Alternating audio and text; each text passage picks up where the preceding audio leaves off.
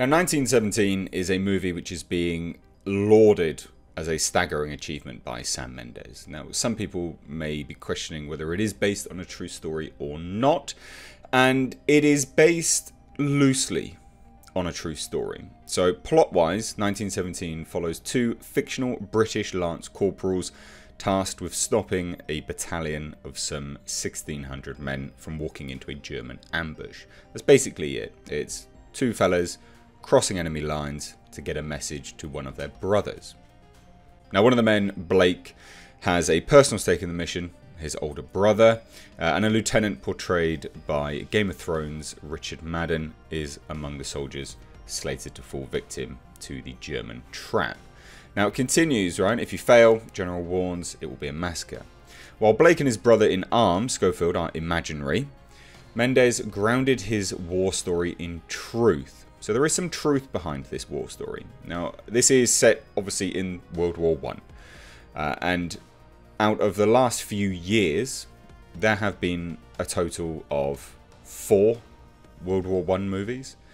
So we had this one, technically released in 2019, and we had Tolkien, technically released. Well, that was released in 2019.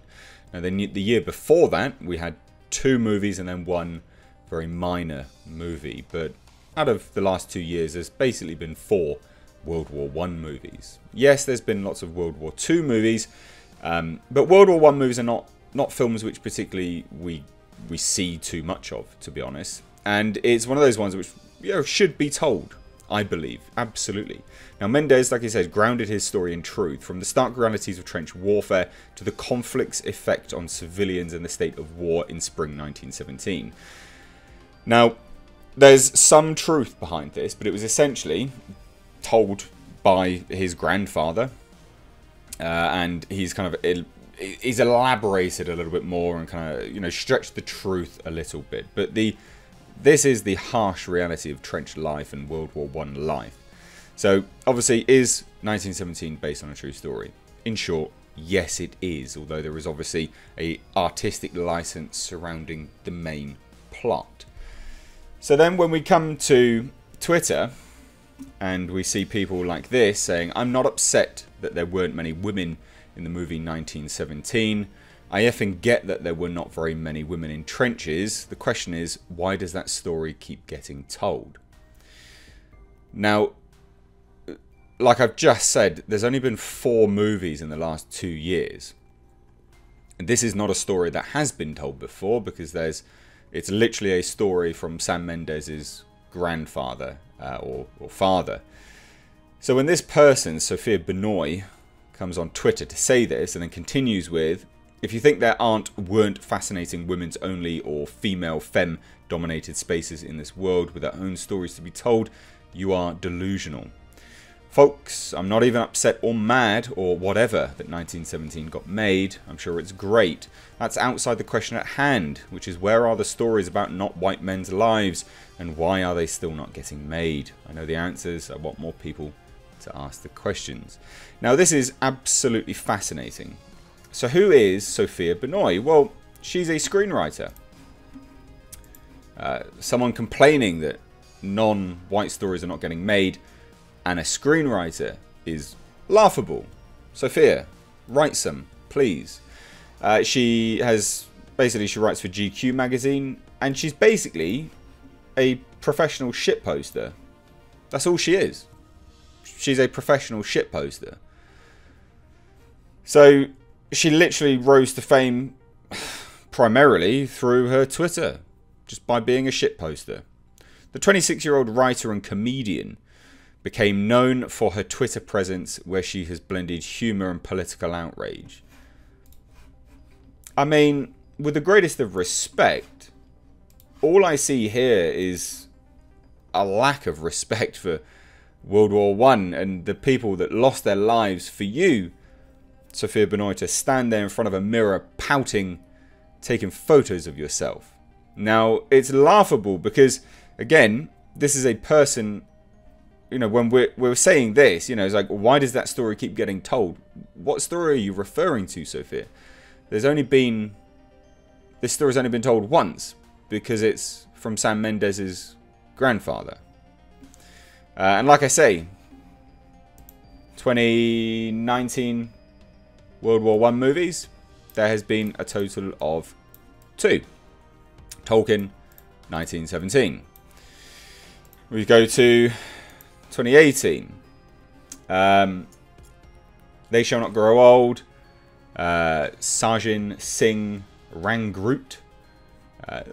When I said 4, I was referring to the ones in Hollywood, because that's what people are talking about. So this is one of those things where you begin to question what the motive is here, don't you? You start to go, well, what's her motive? Why is this a thing?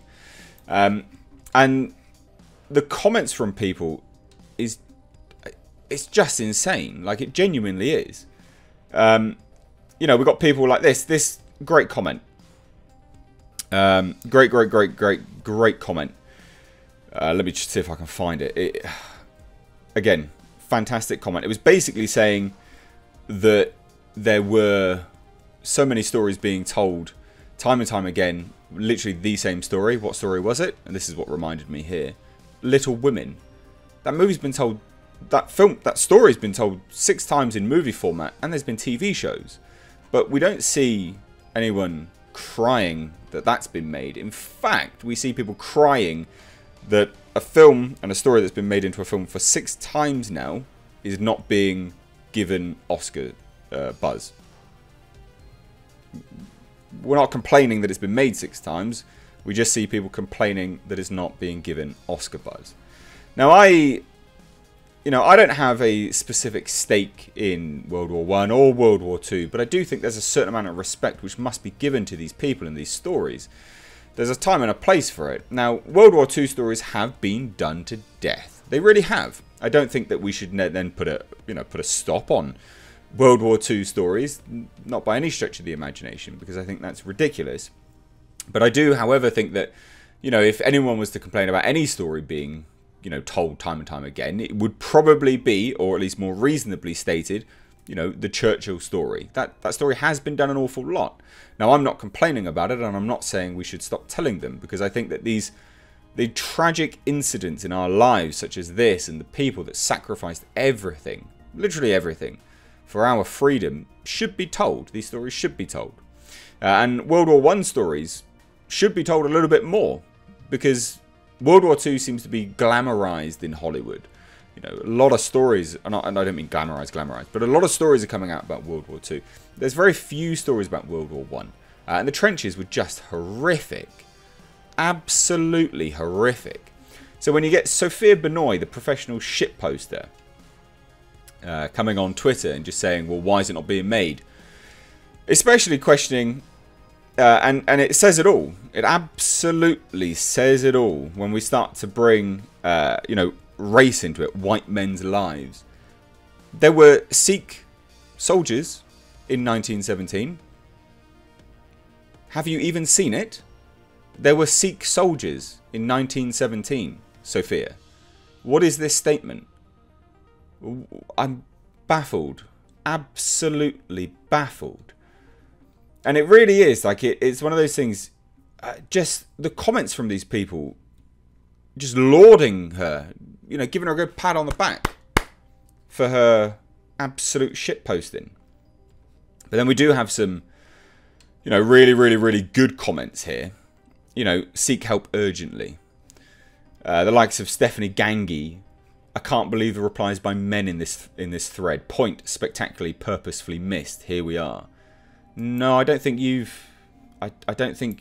seen the point. And as George Smith replies to you perfectly, it wasn't missed. It's a dumb point, because it is. And then again, here we go. Great comment, because it was the biggest loss of human life on a truly industrial scale. It's not something we should be repeating ever again. And he says, which needs telling over and over for each new generation that gets popped out, so they remember and don't repeat the mistakes of their ancestors, and remember the sacrifices they made for freedom.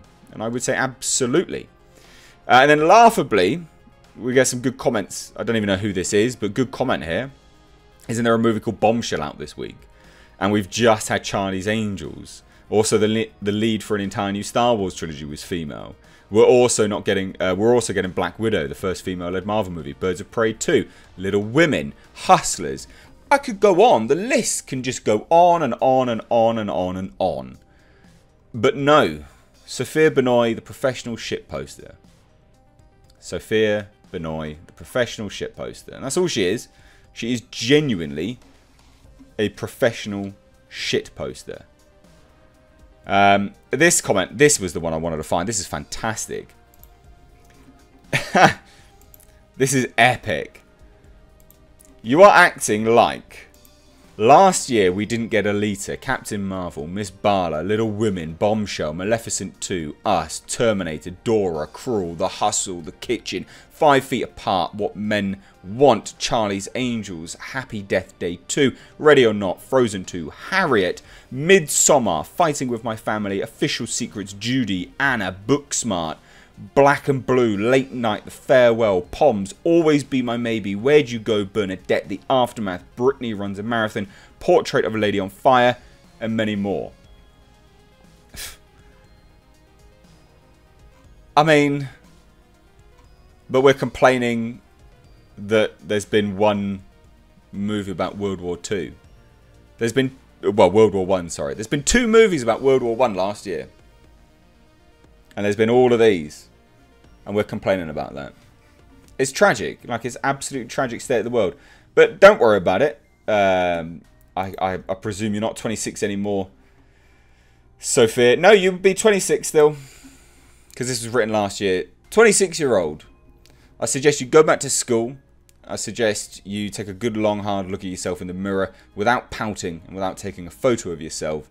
And realise that your freedom was a sacrifice, well, it is afforded because of the sacrifice of those people, which you so venomously don't want depicted in media.